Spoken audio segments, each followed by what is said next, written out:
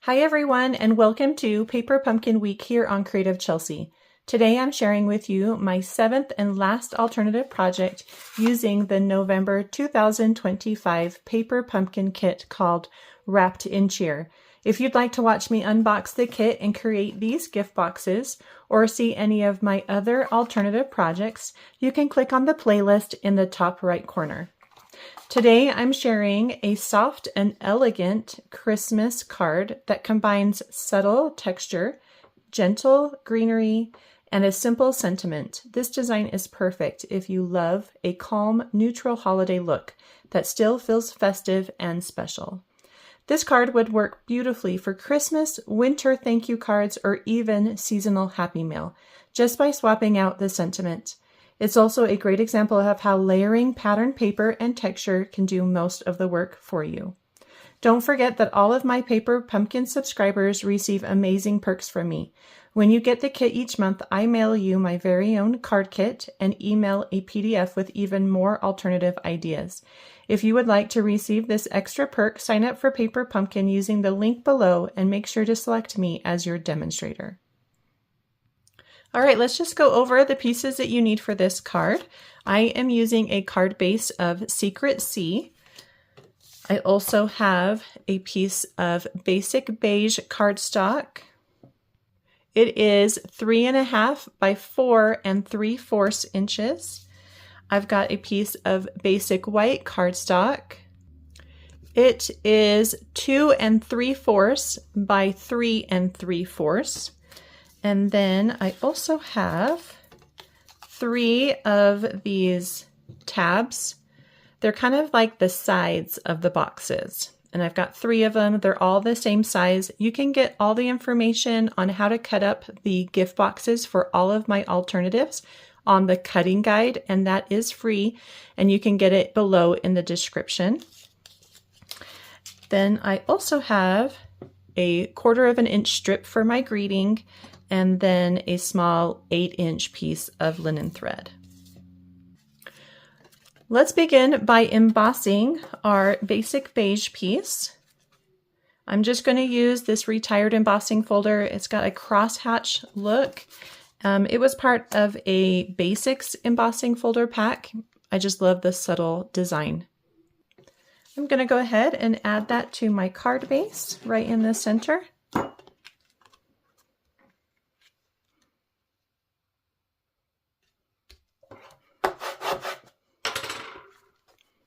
It'll look something like this. I love that blue card base. It's so pretty.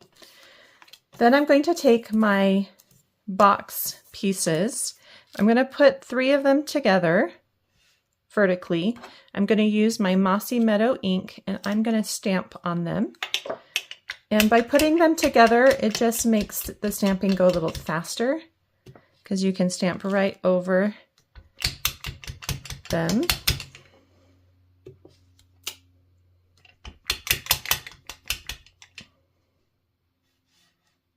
Let's see, maybe rotate it.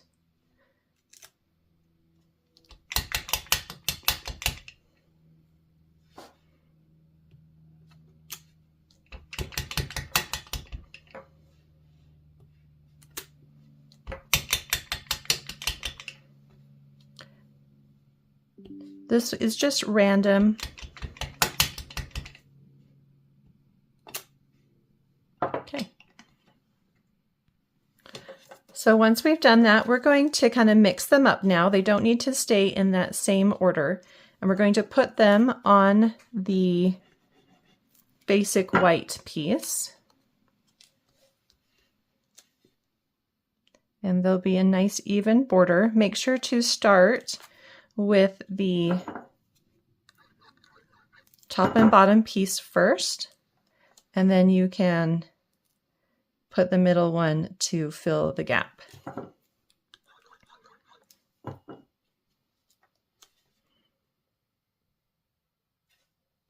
And flip it over and smooth it out. Then I'm going to add it with dimensionals to the center of my card.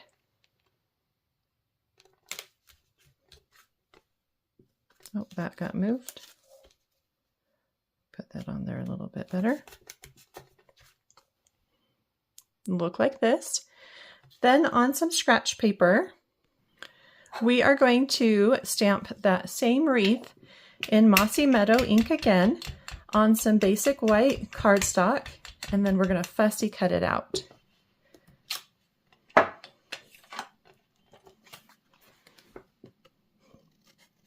And I've shared some good tips on how to fussy cut out this wreath on my alternative number 2. So I'm going to go ahead and finish this up off camera. If you would like to get those tips, go ahead and go to that playlist and it will be there.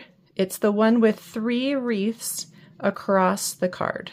Okay, once you've fussy cut out, go ahead and put some dimensionals on the back, and then we're going to put that along the top 2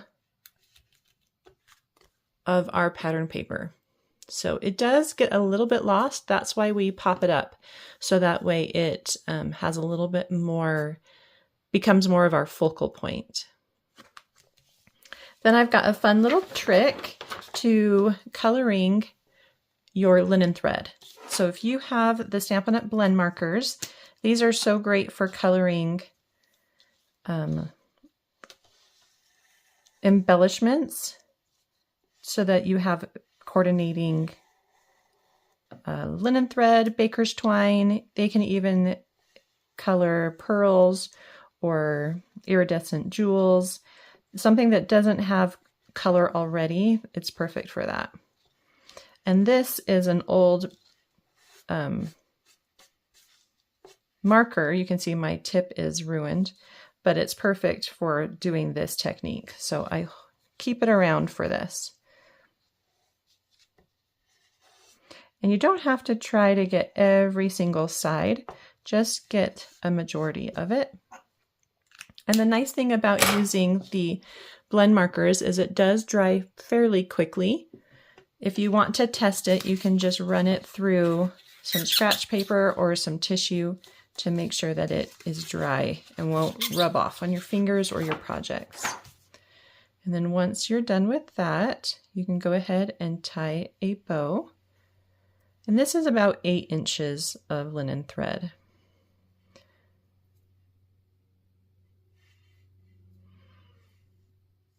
And again, if you need to add a little more color, you can do that. It's a tiny little bow, which is perfect for this wreath. I'm going to flip it over because I think this side has a little more red to it. And we're going to add it with a glue dot, and I'm going to place it on the right side of this opening, just to give it a little bit of a different look. If everything goes in the center, it's a little predictable. So just off to the left. I think I said right, but I meant left. Press it down into that glue dot. And then we're going to stamp the greeting on our little strip. I'm also going to use Cherry Cobbler ink to bring in a little more red. And I've got the With Love stamp. Just ink that up and stamp it on that 1/4 inch strip.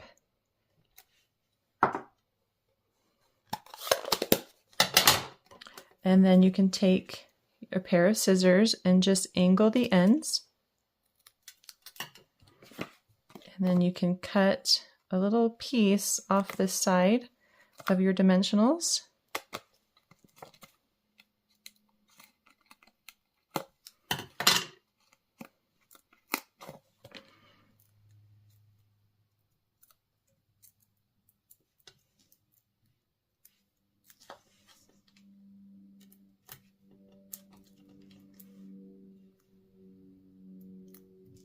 And we can add it to your card, and you can place it wherever you want.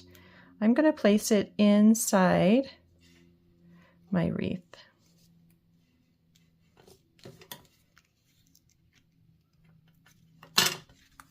Just like that. And your card is all done. Such a beautiful, easy alternative. If you want to subscribe to Paper Pumpkin, join the Cut Club, or learn more about becoming a Creative & Company team member, check out the membership perks on this chart, or you can get all the details on my blog. Just click on the link in the description below for details. Thank you so much for watching today. I hope you enjoyed this beautiful card.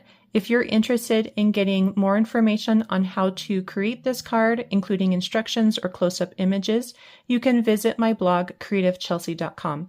If you would also like to subscribe to get your own Paper Pumpkin monthly crafting kit, the link is below in the description. Thanks so much for watching. Have a creative day. Bye.